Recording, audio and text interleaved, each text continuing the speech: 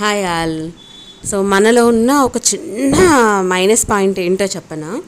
Minus పాయింటో అది మూర్ఖత్వమో నాకైతే తెలియదు, కానీ నాకు అనిపించింది అయితే చెప్పాలనుకుంటున్నాను ఈ వీడియో ద్వారా మీ అందరికీ.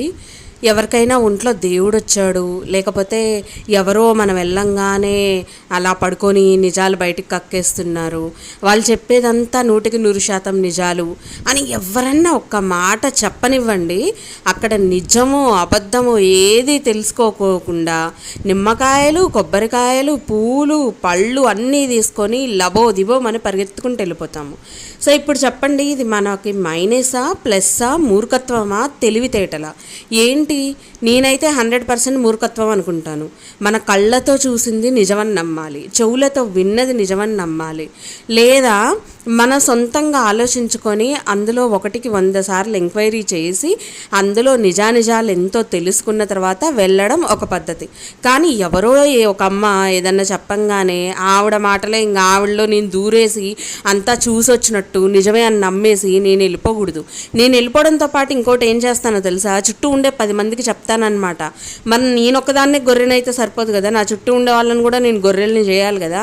సో అలాగా ఒక పిచ్చి అబద్ధాన్ని 10 మంది స్ప్రెడ్ చేస్తూ అక్కడ ఏమీ లేని వాళ్ళని మహాత్ములను చేస్తున్నాము. అర్థమవుతుందా నేను మీకు ఎవరి గురించి చెప్తున్నాను అని చెప్పేసి? సో ఆవిడ గురించి నేనేమి ఇది కరెక్ట్ ఇది రాంగ్ అని చెప్పడానికైతే వీడియో చేయట్లేదు. నాకు అనిపించింది ఏంటంటే, ఈవిడ ప్రశాంతి ఎవరైతే ఉన్నారో ఆవిడకి దేవుడు నిజంగానే కళలో కనిపించి ఉండొచ్చు, అమ్మవారు నిజంగానే ఆవిడలో ప్రవేశించి ఉండొచ్చు, కానీ ఆవిడలో ప్రవేశించారే తప్ప ఆవిడలో నివాసం ఏర్పరచుకోలేదు కదా. సో ఆవిడ చెప్పిన మాటల ప్రకారమే నేను చెప్తుంది, నేనేం వేరే చెప్పట్లేదు. ఆవిడ ఒంట్లో ప్రవేశించి ఉండొచ్చేమో, కానీ నివాసం అయితే ఏర్పాటు చేసుకోలేదు కదా. అమ్మవారి నివాసం ఎక్కడ? గుడిలో. అవునా కాదా? గుడిలో మాత్రమే ఆమె నివాసం ఉంటుంది. అంతేకాని 10 మంది ఒంట్లోకి ప్రవేశించింది అనగానే ఇక వాళ్ళు దేవతలైతే అయిపోరు కదా, వాళ్ళు దేవతల అంశాలైతే కాదు కదా, లేకపోతే దేవుళ్ళ ప్రతి అంశ అని చెప్పేసి మనమైతే అనుకోకూడదు కదా. ఎలా అనుకుంటారు చెప్పండి? ఇప్పుడు ఆవిడది తప్పులేదు, నా ఒంట్లోకి దేవుడు ప్రవేశించాడు, నా నుంచి పూజలు జరిపించుకుంటున్నాడు అని ఆవిడ భక్తిమైకంలో ఉంది కాబట్టి ఆవిడ చేసింది ఏమాత్రం తప్పు కాదు, తప్పు కూడా అనలేము. ఎందుకంటే ఆవిడ నిజంగా నమ్మింది, ఆవిడకు వచ్చింది. మరి మనం ఏం చేస్తున్నాము? మనము స్థిర నివాసం ఉన్న దగ్గర వదిలేసి ఇలా వచ్చెళ్ళిన వాళ్ళ దగ్గరికి వెళ్ళి కాళ్ళు పట్టుకుంటున్నాము, దండలేస్తున్నాము, సన్మానాలు చేస్తున్నాము, సత్కర్మలు చేస్తున్నాము, ఇవన్నీ సత్కారాలు చేస్తున్నాము, ఇవన్నీ చేస్తున్నాము. దేనికోసం చేస్తున్నాము? మనం ఎందుకు చేయాలి? మనం ఈవిడ మీద పెట్టే ఇన్వెస్ట్మెంట్ డైరెక్ట్ దేవత దగ్గరికి ఎందుకు పెట్టట్లేదు? మీరు గుళ్ళకెళ్ళి ఎందుకు చేయట్లేదు? అది మీ తప్ప ఆవిడ తప్ప? 100% మీదే తప్పు. మీరు అమ్మవారు నివాసం ఉన్న చోట చేయకుండా వచ్చి వెళ్ళిన దగ్గరికి వెళ్ళి లైన్లు కడితే అది ఏంటి? ఇంకొక విషయం నేను క్లారిటీగా చెప్పాలనుకుంటున్నాను. మన దాంట్లో ఎక్కువగా సన్యాసులు కానీ లేకపోతే వృద్ధులు ఇప్పుడు ఉంటారు కదా, అఘోరాలు. సో వీళ్ళంతా భక్తిమైకం అంటే 100% భక్తి పారవశ్యంతో మాత్రమే ఉంటారు. వాళ్ళకి ఇహలోకం మీద ఇంట్రెస్ట్ అనేది ఉండదు. ఇహలోకం అంటే ఇక్కడ ఉండే వేషధారణలు, మాటలు, మంచి చెడు, ఇంకోటి దీని మీద వాళ్ళకి ఉండదన్నమాట. మన ఇంట్లో ఉండే వాళ్ళ మీద, లేకపోతే మన రిలేటివ్స్ మీద, మనకిష్టమైన వాళ్ళ మీద, లేకపోతే మనం కట్టుకునే బట్టల మీద, వేసుకునే నగల మీద, ఇలాంటివి ఏవి వాళ్ళకి ఇంట్రెస్ట్ ఉండదు. అందుకే వాళ్ళ ఒంటి మీద బట్టలు కూడా లేకుండా అఘోరాల్లాగా ఒంటి నిండా బూడిద పూసుకొని దేవుణ్ణి స్మరిస్తూ గడ్డాలు పెంచుకొని, ఇంకా వాళ్ళ వేషధారణ జడొచ్చినా సరే ఆ జడ అనేది చుట్టూ తిప్పేసి ముడిలాగేసుకొని, లేకపోతే ఇలా కిందికి వదిలేసుకొని అదంతా అట్టగట్టినట్టు అయిపోయి, సో ఎలా ఉంటారు? మీరు అందరికీ తెలిసే ఉంటుంది కదా అఘోరాలు ఎలా ఉంటారని. సో వాళ్ళకి ఏంటి మరి? వీళ్ళకంటే 100 రెట్లు ఎక్కువ భక్తి పారవశ్యంతో ఉంటారు. మరి వాళ్ళు ఎందుకు చైన్స్ వేసుకోరు? వాళ్ళు ఎందుకు రెడీ గారు? రకరకాల హెయిర్ స్టైల్స్ ఎందుకు వేసుకోరు? మరి మేకప్లు ఎందుకు వేసుకోరు? అంటే లేడీస్ గురించి చెప్తున్నాను, అఘోరీలలో ఉంటారు కదా లేడీస్లో కూడా. సో వాళ్ళ గురించి చెప్తున్నాను అనమాట. జెంట్స్ అయినా సరే ఎవరైనా సరే కానివ్వండి, వాళ్ళకి వేషధారణ మీద ఇంట్రెస్ట్ ఉండదు. పూర్తిగా దేవుడి మీద భక్తి ఉన్న వాళ్ళకి ఎవరికైనా సరే వేషధారణల మీద ఇంట్రెస్ట్ ఉండదు. ఇది 100% నేను ఖచ్చితంగా చెప్పగలుగుతాను. మన ఒంటి మీద మనకు శ్రద్ధ ఉన్నప్పుడు మనకు దేవుడి మీద శ్రద్ధ ఉండదు. ఎలా ఉంటుందండి? మన ఒంటి మీద మనకు శ్రద్ధ ఉంటే దేవుణ్ణి మనం ఎప్పుడు పట్టించుకుంటున్నట్టు? ఏదో చుట్టూ చూసి చూసే 10 మంది కోసం మనం పట్టించుకున్నట్టు అవుతుందా? ఎప్పుడూ కూడా అది కాదు. అమ్మవారు ఒంట్లోకి వచ్చారంటే అమ్మవారు ఏమి లిప్స్టిక్లు పూసుకొని మేకప్లు వేసుకొని హెయిర్ ఇలా వేసుకొని అలా వేసుకొని ఉండంగా చూసారా మీరు ఎవరన్నా?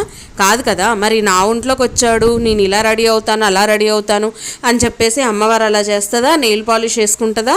అలానే ఈ సినిమా సాంగ్స్కి ఒక లుక్స్ అంటే కళ్ళు మైమర్చిపోయినట్టు పెట్టేసి రీల్స్ చేస్తూ ఉంటుందా? చెప్పండి. అమ్మవారు ఒక మనిషి ఒంట్లోకి వచ్చి అన్నీ ఒక రకమైన సాంగ్స్కి ఎక్స్ప్రెషన్స్ ఇస్తూ లుక్స్ ఇస్తూ అలాంటి వాటికి పిచ్చి పిచ్చి రీల్స్ చేస్తుందా? అది ఒప్పుకుంటారా మీరు? నేనైతే ఒప్పుకోను. నేనైతే ఖండిస్తాను, ఖచ్చితంగా ఖండిస్తాను. నాకు తెలిసిన నా అమ్మవారు ఎటువంటి వేషధారణ లేకుండా, అంటే అలంకారాల మీద ఆవిడకి ఇంట్రెస్ట్ ఉండదు. వాళ్ళకి అమ్మవార్లకైనా దేవుళ్ళకైనా ఫస్ట్ మనం చూసే, మన చిన్ననాటి నుంచి చూసే మన పెద్దలు చెప్పిన మాట అయితే ఏంటి, మనం టీవీల్లో చూసింది అయితే ఏంటి, అమ్మవారంటే పూర్తిగా పసుపుతోటి నిండుంటారు, కుంకుమతోటి నిండుంటారు.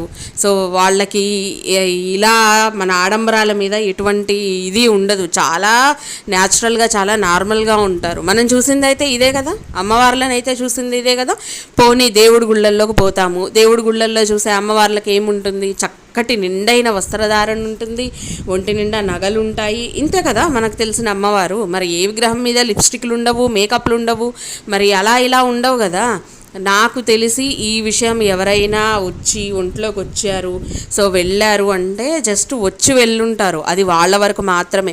ఇంకొకటి ఈవిడ అన్న విషయం ఏంటంటే, వేలిముద్ర వేస్తే వేలిముద్రలో అమ్మవారి రూపం స్పష్టంగా కనిపించింది, మేము అది లైఫ్ లాంగ్ దాచుకున్నాము, సో మా వాళ్ళందరికీ నేను అది పంపిస్తే వాళ్ళందరూ ఆశ్చర్యపోయారు అని చెప్పినప్పుడు, మరి అది సోషల్ మీడియాలో కూడా పెడితే మేము కూడా చూసి తరిస్తాం కదా. సో మాకు కూడా అదృష్టం అనేది కల్పించవచ్చు కదా.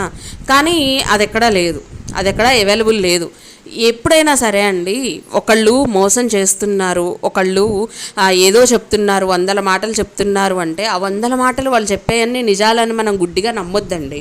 మనకంటూ ఒక ఆలోచన ఉండాలి, వాళ్ళు ఎంతవరకు నిజం మాట్లాడుతున్నారు, ఎంతవరకు అబద్ధం మాట్లాడుతున్నారు. మనకుందండి, మన దేవుళ్ళ మీద 100% నమ్మకం ఉంది, ప్రేమ ఉంది, అభిమానం ఉంది, ఆప్యాయత ఉంది, ఇవన్నీ ఉన్నాయి. మరి మనం చూపించాల్సింది ఎక్కడ?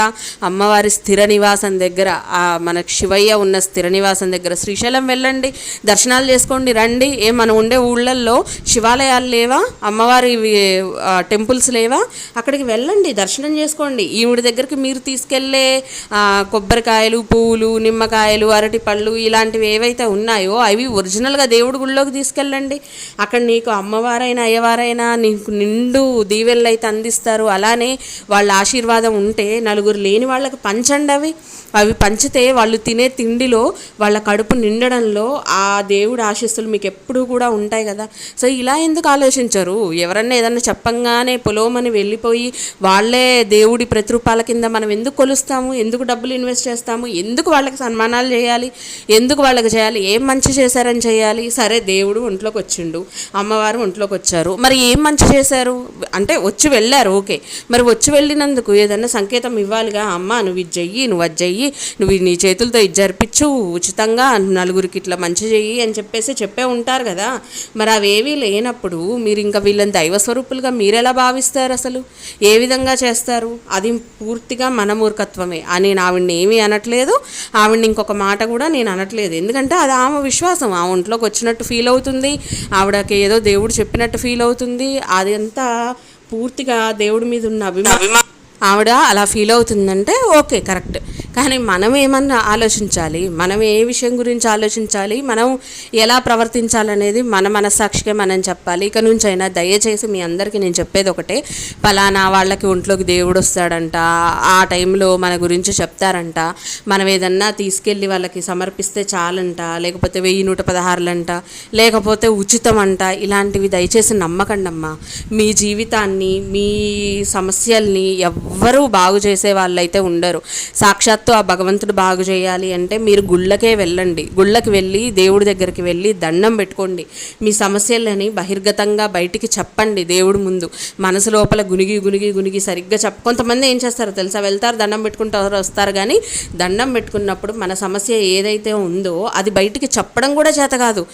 ఆయనకు తెలియదా, దేవుడికి తెలియదా అని చెప్పేసి అంటారు. అరే మనల్ని కన్న తల్లే ఒక్కోసారి మనం ఆకలేస్తుందని చెప్తే తప్ప తెలుసుకోలేదు.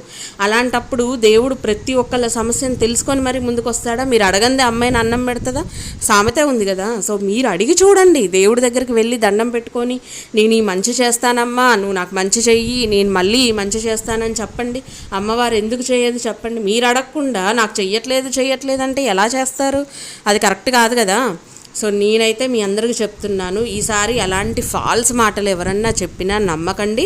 మీరు మళ్ళీ వెళ్ళి ఒక 10 మందికి ఇలాంటి ఫాల్స్ ఇన్ఫర్మేషన్ ఇచ్చి వాళ్ళని పాడు చేయమాకండి. దయచేసి మీ అందరికీ నేను చేసుకునే రిక్వెస్ట్ ఇది ఒక్కటే, ఇలాంటి వాళ్ళని హైలైట్ చేసి మనం పిచ్చోళ్ళం కావద్దమ్మా, అది మాత్రం నిజం. సో ఈ వీడియో అయితే అందుకే చేశానండి. మీ అందరికీ నచ్చినట్టయితే ప్లీజ్ ఒక చిన్న లైక్ చేయండి, షేర్ చేయండి, అలాగే సబ్స్క్రైబ్ చేసుకొని పక్కనే ఉన్న బెల్ కూడా కొట్టేయండి. అప్పుడే నేను చేసే వీడియో నోటిఫికేషన్స్ మీ దాకా వస్తాయి. అందరూ మనలాంటి మనుషులే, భూమి మీద ఉన్న వాళ్ళందరూ ఎవ్వరూ దేవతలు దేవుళ్ళు అయితే కారు. మనలాగా మనిషి జన్మెత్తి వచ్చిన వాళ్ళే, పాపపుణ్యాలు అనుభవించాల్సిన వాళ్ళే. అది మాత్రం గుర్తుంచుకొని ప్రవర్తించండి. ఓకేనా?